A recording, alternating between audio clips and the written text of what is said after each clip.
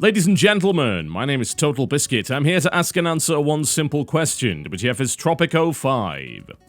Before I begin, let me give you a caveat. So, this version I have right here is for previews, and it has a couple of limitations on it. It's very suitable for first impressions, which is exactly what this format is, and I'm giving you my first impressions after about 6 hours. However, I am limited to showing you the first couple of eras.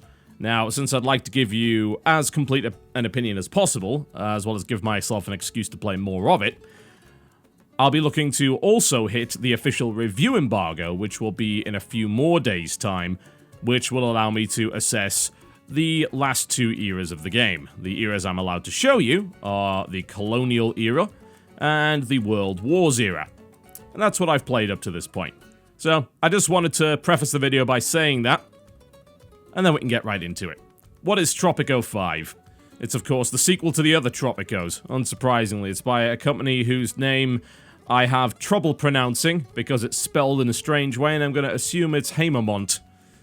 They made, of course, Tropico 3, 4, and 5, as well as a few other titles like Omerta City of Gangsters, which was okay. I went through that one in detail and described it really as more of a web game than anything else, with a rather nice but ultimately completely ineffectual graphical overlook of the city.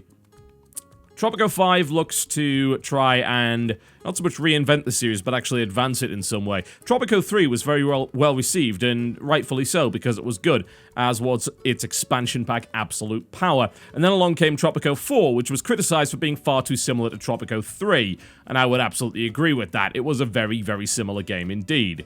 It was then further criticized for having some of the absolute most ridiculous DLC that you have ever seen. This is a game that had a DLC called Quick Dry Cement, and would charge you $5 for a quick dry cement factory. They released lots of this, where this DLC would always be the same format. It would be like a trait, a costume, and a building, and like a scenario, and that would be it for $5. And they made a lot of those things, to the point, of course, where there were enough of them to go far past the actual cost of the original game. They did release a proper expansion pack called Modern Times. That was pretty good, but outside of that, it was kind of silly. And unfortunately, it looks like they're going to do the same thing here. The tiered pre-order rewards for this game include the first DLC pack, which, you guessed it, contains 1 building and 1 outfit and all that stuff. Which was disappointing to see, honestly. But, is the game any good? I suppose we'll find out. Since this is a preview press build, doing multiplayer is basically impossible, I do have, as I said, the inclination to revisit it when the actual review embargo lifts, but I don't really want to promise anything, because who knows what might get in the way.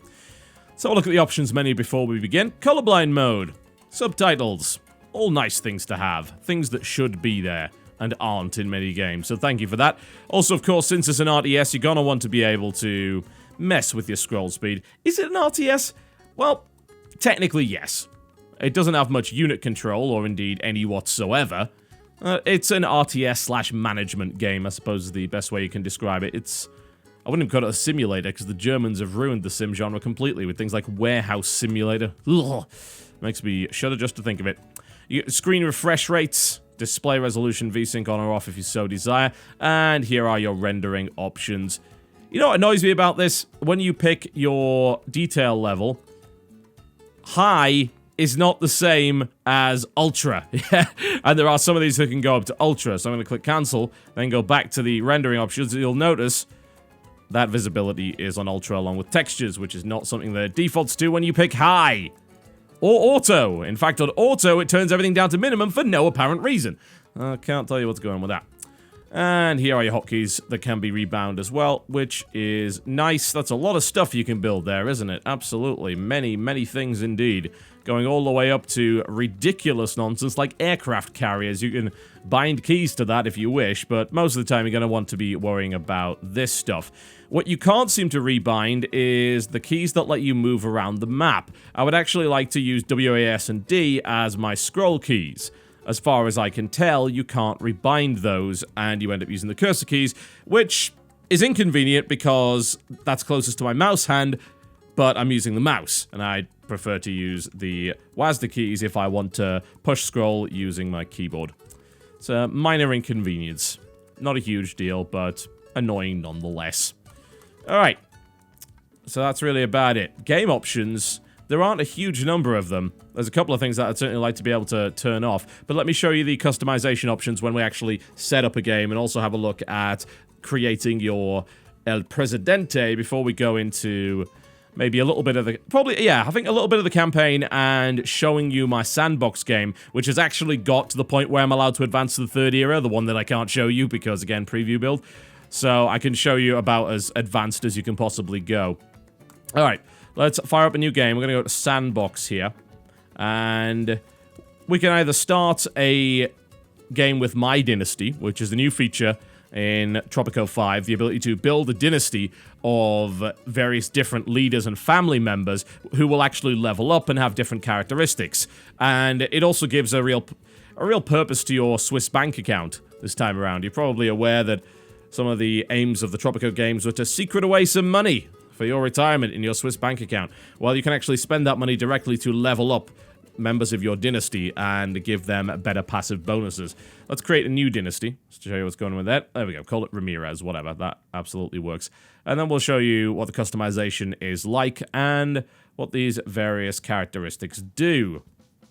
Now, Tropico purists might be somewhat disappointed by this, and frankly I wouldn't really blame them. So there's not a lot when it comes to the customization. You can have male or female, as you can see right there.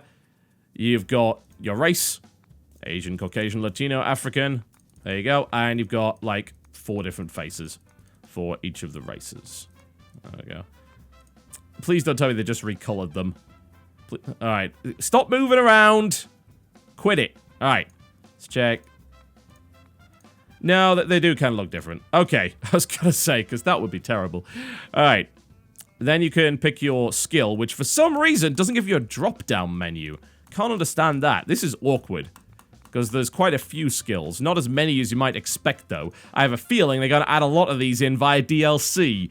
That's what worries me here. I haven't seen any way of unlocking other skills after the fact, either. Although it is perhaps possible that I'm just not far enough in the game yet to see that. So you can pick things like Agitator Altruist, which gives you a 2,000 bonus starting money, and also another passive. Celebrity, Foreign Aid, Increased, Cheapskate. And this is all stuff that kind of levels up. So if we pick Cheapskate, for instance, there we go. And then you can customize the look. So you can go through various hats. For some inexplicable reason, you cannot give a female character a large top hat, which seems horribly sexist, possibly the patriarchy involved in some way. Customize sunglasses, of which there are many kinds. Give a pipe, give a cigar, and all that kind of thing. Give it... You see, now, that I don't think would get you much respect. Now, whatever you're into, just don't tell me. I'm not going to judge, but that's kind of silly. Clown nose, all that kind of thing. So, you do have a decent degree of customization, but this is actually weaker than the previous Tropico games. Again, which makes me very suspect that they plan on bloody well selling this customization later on. And costumes-wise, you don't actually have that many, which is kind of shocking, really. If we start army, that's 1, 2, 3, 4, 5, 6... 5! 1, 2, 3, 4, 5. It's only 5 costumes. Yeah, as I said, I'm concerned. I am very much concerned that they're just going to sell this stuff later. And customization-wise, the screen is actually nowhere near as good as what we saw previously. I get that the Dynasty system is a little bit different and that you have family members that you can assign different roles to, but the overall customization in terms of stats and having pros and cons to your character, your El Presidente, is not here anymore. So that seems like a kind of silly cut, as far as I'm concerned. I don't think that was necessary, and I liked the system previously. That's a little bit weird. In fact, let's do a little comparison, shall we? This is what Tropico 4 offers you in terms of your character customization. Alright, this is Tropico 4. I specifically turned off all my DLC and the expansion pack for this. So this is the vanilla version, although if they added anything in sneakily through a patch, that's not something I can really accommodate. If you look at this, even just in terms of the visual customization, this thing is a lot more detailed. You've still got your male and your female personas here, But if we go for male, you've got, let's see how many costumes you got. 2, 3, 4, 5, 6, 7, 8, 9, 10, 11, 12, 13... Are you getting the point yet? Right, I mean, you even have different numbers of complexions.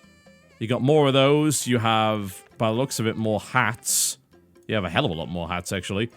Different hairstyles, which of course you're able to do previously. Accessory, but then you've got things like mustache customization and beards. This is not that important.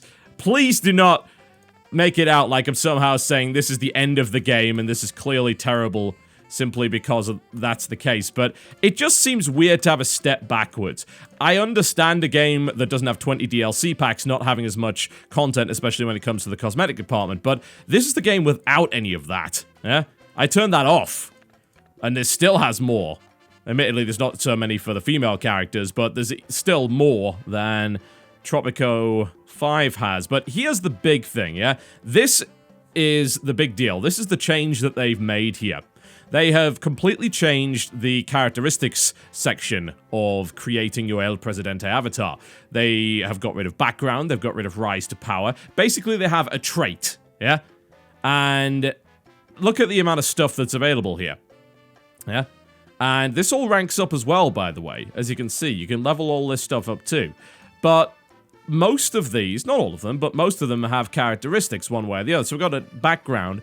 You'll notice that my background, every time I pick one, there is going to be some sort of effect to that, yeah? One way or the other. And more often than not, there's sometimes a downside to it. So a lot of this stuff is actually quite detailed. I get minus US relations for picking a Moscow University background here, but I get plus USSR relationships, more of the communist faction, faster education, and so on and so forth. I mean, there's 22 of these. There's more if you use the DLC, but there's 22 by default. And then, of course, you've got your traits here as well. Entrepreneurial. All of these are... Actually, not all of these are pluses, but a lot of these are pluses. Some of them are just, like, raw upgrades, but some of them have advantages and disadvantages. So you could really customize your character in a really big way here. Just random it up. There we go. Diplomatic, populist, and scholarly. And you'll see what kind of upgrades those give. Now, I understand the idea and the difference between the two, that you have this dynasty and that means you can have multiple characters with multiple characteristics, but the level of customization that you can put on those characters is fairly minimal. Let's go back to Tropico 5.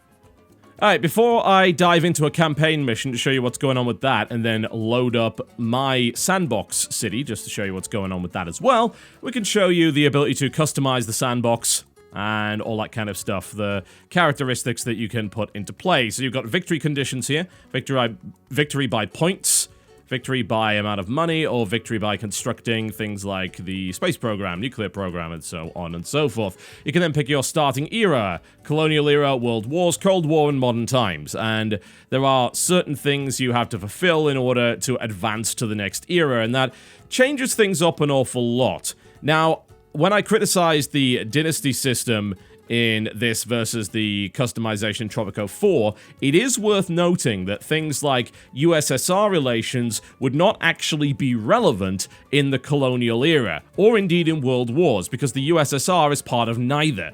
In the colonial era, there are two factions, yeah? The rebels, the revolutionaries, and the royalists. Yeah? So you're dealing with the crown at that point. You have created a island under the crown, and eventually you declare independence, and you advance to the next era, and at that point, your two major factions are Axis and Allies. And then you can also trade with a bunch of neutral places as well, but you're dealing with those, and then, of course, the next era you're dealing with other stuff. So, one could argue that those characteristics would become obsolete. I don't think that really matters, because with the Dynasty system, you can add additional characters to your Dynasty. So if one character did become obsolete in that respect, you can just have another one. So I don't really see the problem with that. And plus, let's be honest, it's not like games like Civ 5 haven't had that level of obsolescence in them. No, they haven't. If you were to go to Civ 5 and go, pick a faction, those units are going to go obsolete sooner rather than later. Some of them are early game units, some of them are late game units. Some of those bonuses become obsolete very quickly, some of those bonuses you don't get until much further on in the game. Civ 5 was okay with it, why isn't Tropico? One has to wonder. I'm harping on that a lot, but I do genuinely think it's a step back. It's a little bit silly. Alright, so map choice, you do, of course, have a number of different islands you can choose from, or you can generate your map, and you can pick a few different characteristics there. Climate, resources, elevation, and, of course, your island size. Just to confirm everything. There we go. So, that's the level of customization you have in the sandbox there. Okay, let's jump into my sandbox city. I can show you my current dynasty. And then we'll maybe do a campaign mission, just to show you what's going on there. Something fairly early on, just to give you an idea of the kind of objectives and events that they throw at you during the story. It should be a reasonably good indication of how the game is. Okay, save game, save game. Newest save game would be this one in year 1932, and I'm doing fairly well. I have an island with 603 people on it. I am actually right at the end of the World War era, and in fact, if I click on this and accept, I'll sign a treaty and progress to the next era. I am not going to do that because, again, Calypso would hunt me down and kill me. Alright, so every now and again you will be presented with a bunch of quests from different factions, and each faction has a representative. This one's asking me to issue a wealth tax edict in order to gain 15 standing with the communists. I'm not going to do that. I don't really feel like it at this point, but aside from that, this is Tropico 5 right here, and this is my island. Now, to start with, just like the other previous Tropico games, this is probably something you're well aware of if you play the Tropico games, performance is not brilliant, especially when you're zoomed out. I'm on max settings, of course. When I go to this area right here, I'm down to about 40 frames per second. Does it matter that much? Not really, because the simulation's going to run on without you regardless of what occurs, so you don't really need to worry too much about the frame rate, but it just bothers me a little bit that even after 3 games in the sort of modern Tropico era, as opposed to Tropico 1 and 2, which are much, much older, they still haven't got a handle on performance.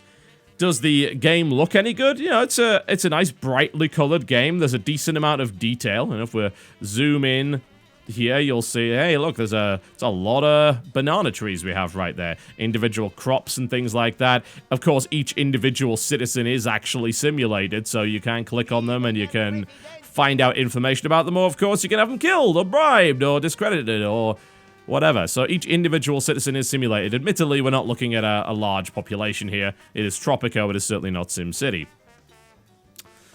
Okay, let's talk game mechanics. Now, what you'll notice here is there's a lot of ships. The trading system in this game relies on you having various ships in your fleet in order to do trade routes. Now, you can passively trade without really having to do much. As long as you have a dock, ships are going to come and you'll be able to sell your excess goods off. And the game, as always, does a pretty good job of making sure that you never have a shortfall of anything. It just sells off the stuff that it knows you have in excess. Really as simple as that. So raw materials that you don't need are going to get sold off. What does kind of annoy me, and I haven't found a way of stopping this from happening, is that you can't seem to stockpile certain resources. What I would really like is the ability to stockpile wood, for instance, because the way that the game works is you build a lumber mill to make planks, but in order to get the wood, of course, you have to have a logging camp. The logging camp just cuts the whole area down. You can upgrade it to reforest, but it doesn't do it very fast. So what's going to happen is you're going to have a bunch of wood. Go on, yes. You're going to have a bunch of wood, and it's going to go to the lumber mill, but if you're getting too much of it, what's going to happen is the excess is going to be traded. Yeah?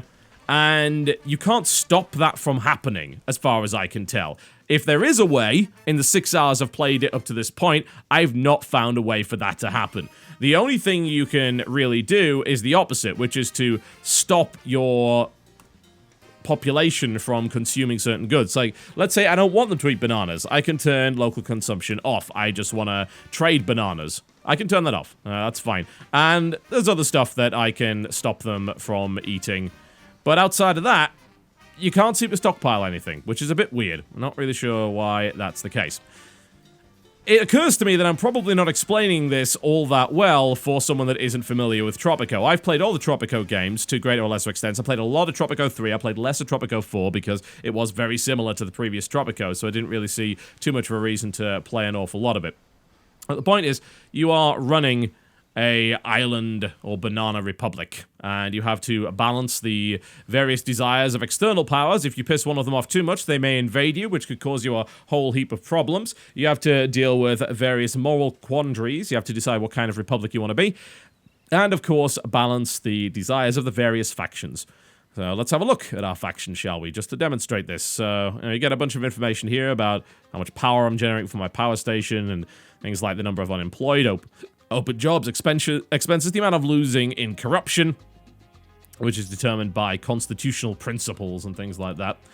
That's my happiness, but more to the point, if I want to know how the factions are doing, I go to politics, I see popular support, click factions, and I'll see, alright, well, the militarists like me a lot. The religious absolutely do not.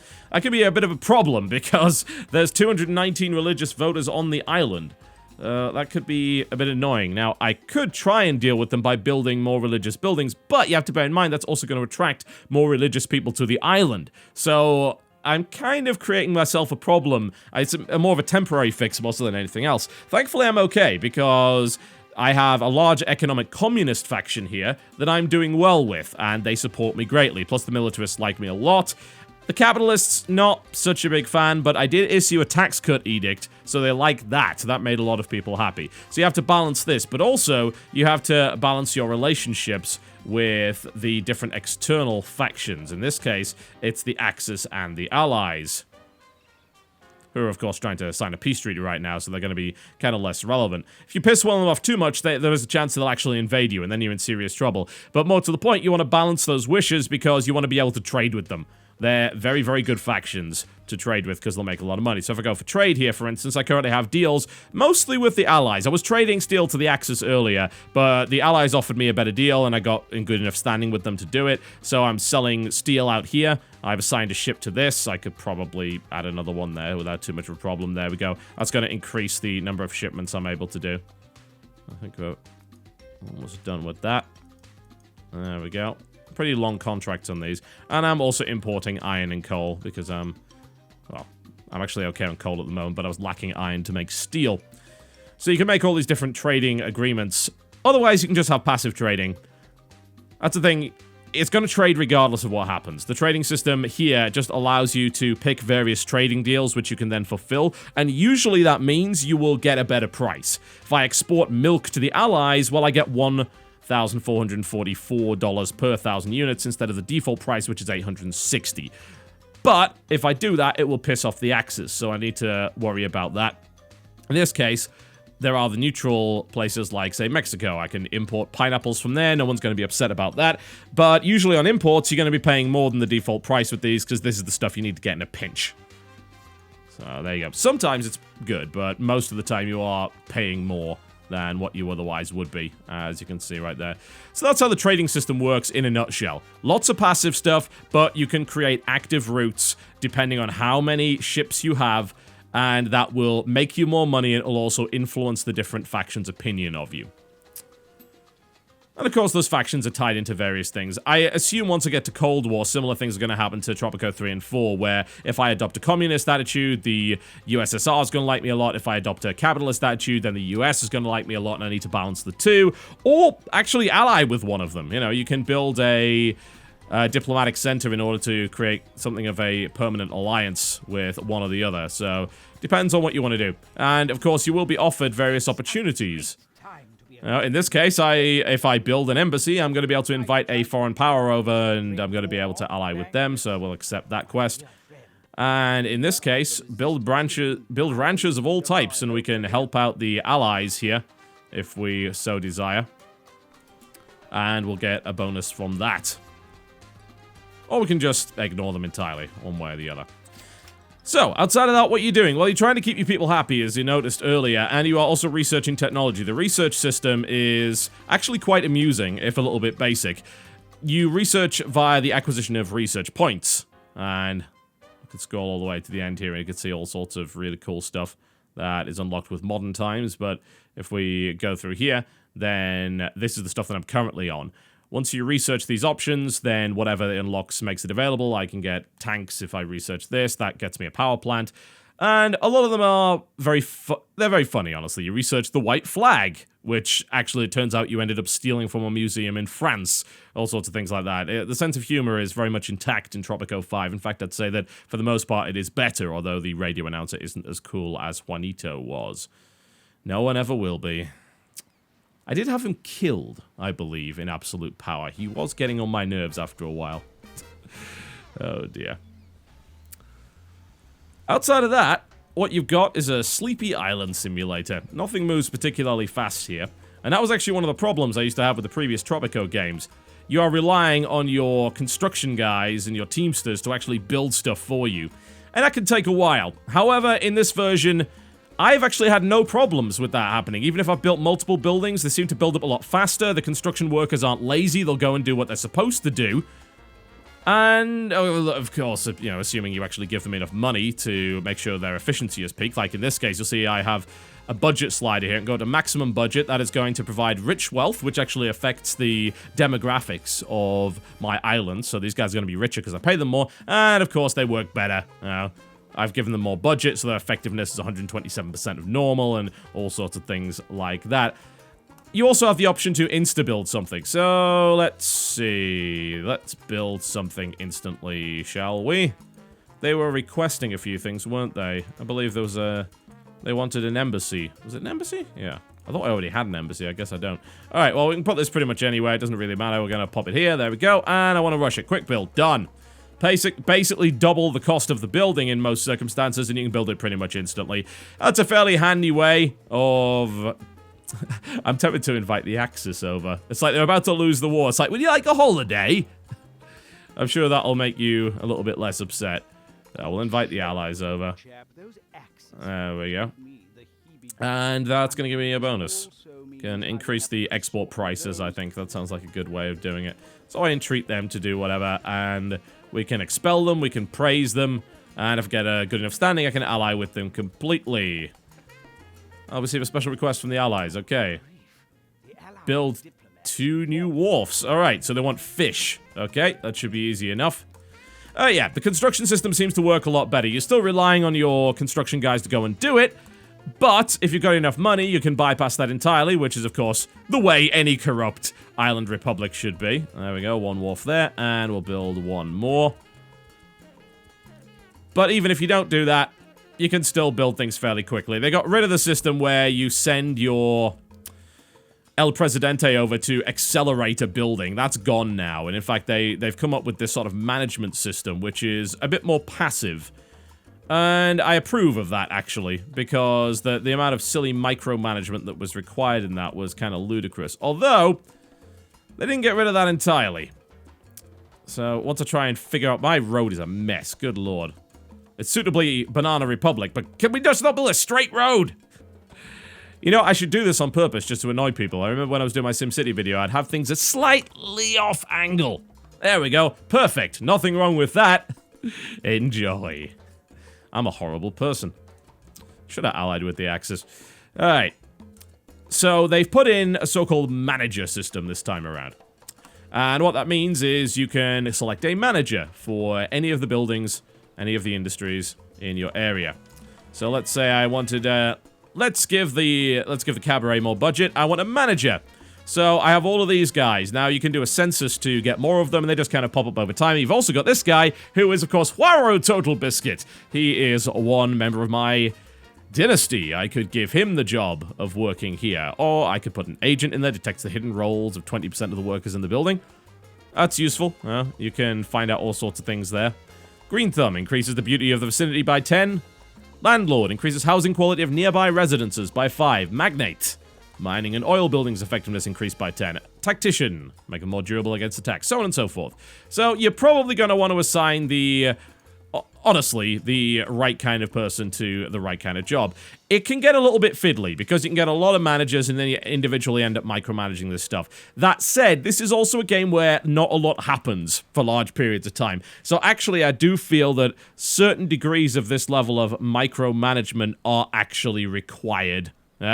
And if you don't do that, then you would have an awful lot of waiting around. So it's cool that it's there. and the level of control that you have over your buildings this time around is really good as a result of being able to add managers in there. Maybe there's just one particular place that I really want to work well. Let's say I'm having some education problems. Yeah, I feel bad for you, son. So what I'm going to do is I'm going to put my best union leader on the job. To increase that job quality, I'm going to make the teachers happy. They're educated. They're fairly rich high school educators. Yeah, I know. You can tell it's a fantasy banana republic because teachers are getting paid well. But their job quality is going to go up. They're going to be happier. Things are going to run better. And, of course, you have the upgrades that you can unlock just in the same way the Tropico 3 and 4 had. It's a nice little set of changes, but ultimately not a huge difference in comparison to what we've been seeing from the previous Tropico games. If they are intending to make a huge leap forward... there we go. Why on earth would water cannons increase pollution? I don't know, it's out in the middle of the island, who cares? We'll do the upgrade anyway. If they aimed to have a huge change in the way the Tropico is operated, they didn't. This is very familiar, to the point where I was able to play the game instantly without even playing the tutorial. There were a couple of little nuances that took a little while to understand, like the way that the trading system now works, but honestly, outside of that, it plays like the previous Tropico games. The biggest change is the eras system, which honestly, I love. I really like it a lot. Previous to this, Tropico was really just stuck in one era, and the way that they did the technological advancement felt a bit weird.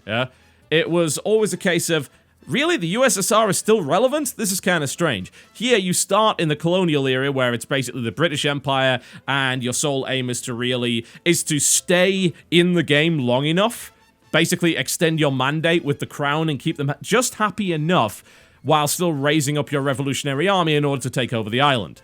That's a mechanic that's only in that era, and that disappears at that point. Extending your mandate becomes irrelevant at that point. Then, of course, it opens up a new set of things you have to worry about. You have to worry about elections. You have to customize your constitution, which you can do right here. These are 2 sections of my constitution, which I believe I can change. Male citizens vote, wealthy citizens, all citizens. These all have different characteristics. Now, you could argue that this is a replacement for the more in-depth character development system from Tropico 3 and 4. You can still do things like this. You can still customize your republic in a big way. You just don't do it through your characters necessarily. In fact, your El Presidente is probably the most irrelevant he's ever been. You can argue that that's actually a strength. And the reason I think you can argue that is that the Constitution allows you to gradually evolve your policies over time through the different eras, And they do that by unlocking new parts of your Constitution in each era. This is the World War era, this is the Colonial era, so the voting rights issues came up here. Whether or not I wanted militia or a professional army or so on and so forth, I think I can change it. Yeah, I can. This will probably cause a little bit of upheaval, but I can change the Constitution pretty much whenever I want there. And then, of course, in the World War era, you've got political rights, labor policy, citizenship, and once you get to modern times, there's going to be all sorts of things that you have to worry about there as well. So, as much as I dislike how they neutered and gutted the character development system, this Constitution system is pretty good and allows you to evolve your republic over time based on how the game plays out. And it feels just a bit more organic than picking those bonuses right off the bat, because I feel like you end up shoehorning yourself into one particular role for the entire game as a result of that. So perhaps this is a better system, honestly. You got your different edicts also based on different eras. This era system permeates every aspect of the game, really.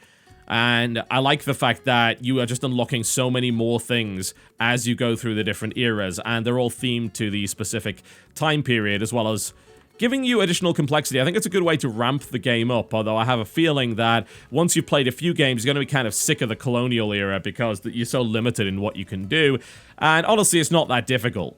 I imagine you could challenge yourself by really doing nothing for the crown and putting yourself in a situation where it is more difficult to keep your mandate alive long enough, but they give you so many safety nets. Like, I ran out of mandate at one point, and then it just randomly gave me 12 more months. It said, well, just don't do that again. I insulted the crown, I refused to pay taxes, and it's like, well, that's not a very nice thing to do. Yeah, I'd expect it something of an invasion. I assume it is possible if you piss them off too much, but once you actually have your little revolution, At that point, all you're really doing is dealing with a couple of units that come in. Like, there's 2 groups of soldiers that come in. If you have, like, 1 guard tower and 2 military units, you beat them every time. So it's very easy to do. So I think they could add a little bit more tension in there. Okay. Let's load up the campaign level, and we'll talk about a few more things and in terms of the way the mechanics go. I imagine that those watching this video will want to know a lot about the distinctions between the various versions of Tropico and what I think of that, because really, this series is highly iterative, so the changes are very relevant between the various different versions. And then I can talk about the overall feel, once I've gone through all the nitty-gritty. It's, I guess, just the way that it's going to happen in a video about a simulation or just a management game. I don't think there's really necessarily a way around that. Because I think anything else would be just a little bit too bland and wouldn't give enough information. I don't even know if this video is any good. I'm going to be honest. Like, I've been muttering on about a lot of things, and it's probably very useful for a lot of people, but I don't know if this format works for a game like this. I don't know. I have my doubts, but hopefully you find some information here regardless. Maybe when I do my second video on this game, it will be a little bit more coherent. But let's go to campaign. Here we go. So, campaign, changing the world. We'll stick with the TotalBiscuit Dynasty. There we go. And off we go. And that's actually gone right back to the first one. Huh. Hang on a minute. I'm going to have a look for autosave, because I don't think it loaded the right version. Saya Fortuna was the one I was on. Has it auto-saved over my campaign? I have a feeling it might have, you know. Well, that's rather irritating. Alright, well, I guess we'll jump into this one right here. Saya de Fortuna, which I think is the right one. At least I hope it is. And I can just show you the campaign and the various things you're expected to deal with. Yeah. This is the second mission. There we go. Okay. So you can mess around with your difficulty levels here, which I think you might want to poke them up a little bit, because honestly, I'm not having too much difficulty on medium. I think maybe I played a little bit too much Tropico. I think I need to crank that up a little bit. Alright, never mind. Let's jump on to level 2 here, and I'll show you the kind of things that you're going to be dealing with. Now, it does the thing that Tropico likes to do, which is send you to a different island, which is a really good contrivance and excuse to reset your bloody technology level. I imagine at some point it will start you in a certain era, but on level 2, even though you've advanced out of the colonial era, technically, it puts you right back in the sodding colonial era. So, I hope you enjoy that. It actually frustrates me just a little bit, which is of course why the Sandbox mode is okay as well. But the thing about the campaign is you're going to be dealing with a lot of different factions, and you're going to be given a lot of very interesting objectives to deal with. So it does shake things up. I view the campaign mode as the more intense mode, where you are very much up against it. You're up against a mandate. This is the mandate clock down here. I've got 4 years to do this. Maybe I can extend that, but there you go. And there are going to be consequences if I fail. Whereas in the Sandbox mode, you can lose, but it's really hard to lose. Really, really hard to lose, unless you crank the difficulty all the way up. Okay, so the mission here is to get export profits, so that should be easy enough. We also have a quest over here by the looks of it. Alright, that's to unlock my... We'll buy the Platinum package here. I actually start with a decent amount of money because, well, my Dynasty has some cash available to it, and I'll also be able to level that up with money that's in my Swiss bank account. This varies, by the way, between your campaign games and your Sandbox games. You can't just get a stupid amount of money in a Swiss account through your Sandbox games and then throw them into your campaign games. It separates the two. But your Dynasty can be maintained. You can load in the same characters into multiple games, which is kind of neat. Again, I kind of like the feature. I just dislike the fact that in order to get there, they decided to horribly gut every other aspect of character creation for whatever reason. In terms of a management game, it gives you most of the information that you could really desire. I'm going to give them a bunch of money. Why not? I'm feeling kind. Let's see what kind of trade offers we have. Any good ones? That's a good price for bananas to smugglers. Absolutely. All right. So we'll set up a banana plantation in order to deal with that. a slick little overlay here. I like that. This was always in the game, but they polished it up a little bit. Polished up the interface quite well too. This is a fairly decent place to put it. It's gonna. We can push it back a little bit. Actually, there we go. That should work. I'll set this up. There's a couple of just minor complaints that I've got with the interface, though. And firstly, the fact that to do a lot of mass upgrades, it's fiddly as hell. For instance, once you get power, you can I suppose you wouldn't call it electrify, but you can give power and set up electricity in different houses, yeah, and that increases the housing quality. But you have to do it on a house-by-house basis. There's no button to mass upgrade everything. Now, it would make sense because, of course, you've got limited power. But if I had enough power, can I just say, upgrade the nearest 10 houses to provide them with electricity? So it becomes fiddly as hell. When you build your first power plant, you've got enough power to maybe upgrade 30 or 40 houses. You have to click each bloody one individually every time, which is just ludicrous. You should not have to do that. But the game requires you to do it anyway for God knows what reason. So that's a bit of a pain in the arse, as far as I'm concerned. The game also doesn't do a brilliant job in telling you outright exactly how many resources you need to work at peak efficiency. So that's the kind of thing you will have to learn over time. Do I need 1 logging yard? Do I need 2 logging yards in order to support my sawmill? How many iron mines do I need to realistically get to get my steel mill to run at peak efficiency? What's the ratio of coal to iron that I require? Game kind of doesn't tell you that. It will give you information like how much was produced, how much the intake is, but outside of that, it doesn't really give you proper information in terms of ratio and things like that, which is ultimately a little silly. I think when you're playing a game that involves that degree of management and sim, you desperately want that level of information to be able to make proper decisions. But I think with a game like this, where it actually has a fairly high tolerance for errors and the trading system works around you, it's not like you can accidentally trade away too much food. Because you can't really stockpile it anyway, unless there's a building you can get much, much further down the line that lets you do it. I mean, if you go to infrastructure, is there a warehouse anywhere? Nope! Absolutely not. Import and export, transport resources around the island, that's really about it.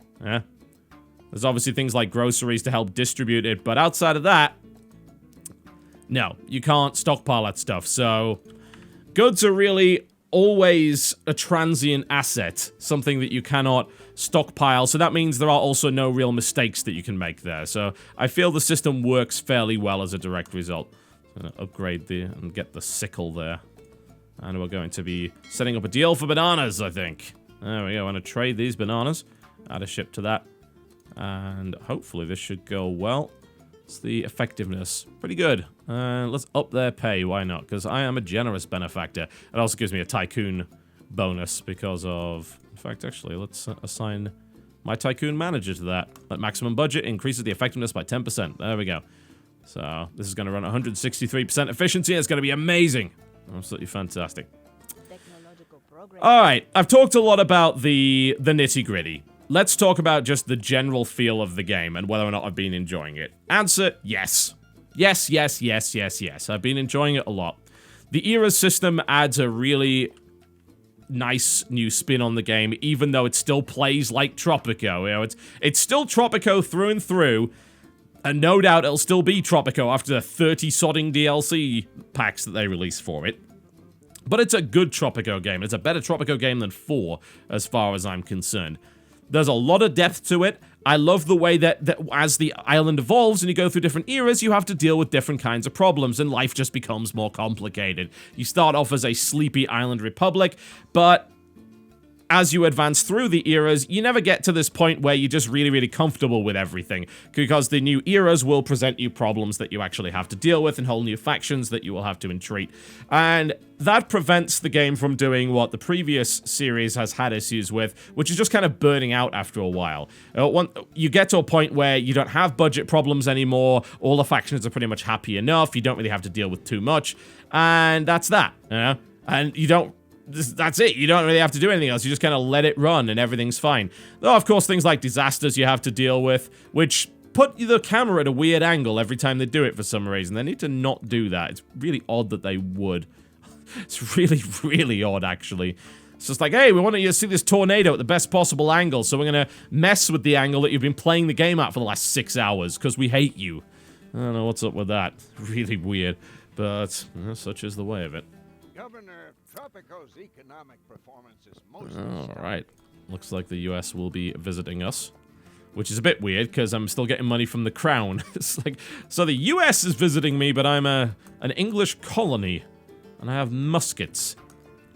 That doesn't make any historical sense, but never mind. Never mind.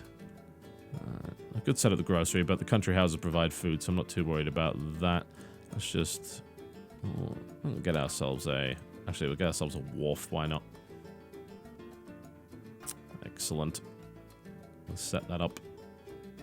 Oh, I can't set that up. It's like, it must be placed on the shore. This is the bloody shore. It's like the shore is at the slightly wrong angle. Okay, there we go. That should do the job.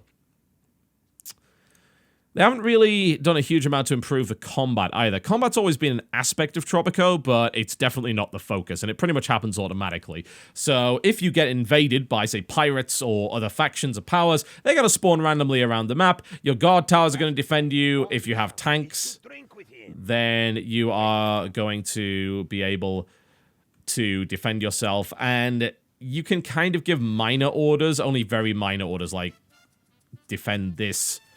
It's not like an RTS where you can bandbox select units and send them around the place. So it's still very, very basic. You can have some really cool stuff. You can actually build things like aircraft carriers, so there are more advanced methods of waging war and, more importantly, defending yourself. And you can also send soldiers on military missions in various eras to help various factions. But still, if you're looking for a more detailed military, you don't really have it. Honestly, the combat system is less detailed and you have less control over it than one of the, say, Impressions games like Caesar or Pharaoh. It's always been a backseat thing. It's just it's a little bit unfortunate, I feel. You can also send your military to actually explore, which is pretty important because these areas right here, you can't build in them unless you bloody explore them. This system, I get the idea of it. It becomes obsolete once you discover the compass because that'll actually explore everything automatically for you.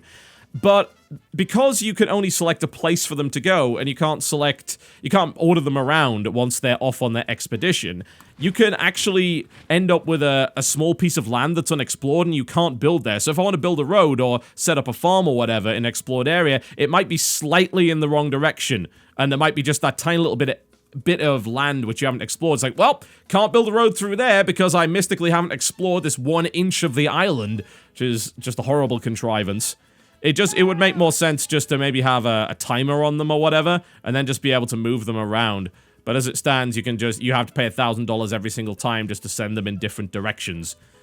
Which is, it's a clunky system. I understand why it's there. It's to limit your expansion in the early game. Make sure you can't rush onto certain resources. And also, of course, to provide these kind of mystery places. In fact, we can...